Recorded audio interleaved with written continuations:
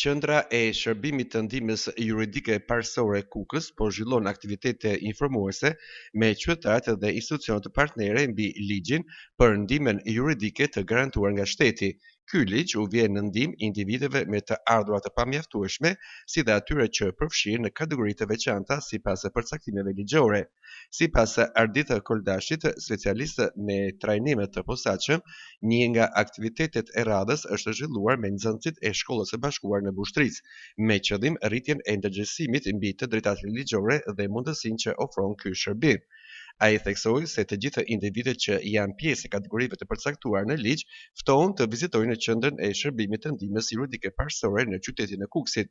Qendra e shërbimit të ndihmës juridike parsorë Kukës po zhvillon një sesion informimi pranë gjimnazit të Shkollës së Bashkuar në Bushtricë, ku informon të rinjt dhe stafin pedagogjik mbi shërbimet që ofron kjo qendër, e cila bazohet në ligjin 111 të vitit 2017. Kryesisht nxënësit u informuan mbi zyrën ku ofron shërbimet qendra dhe mbi çfarë shërbimesh është e hapur për qytetarët.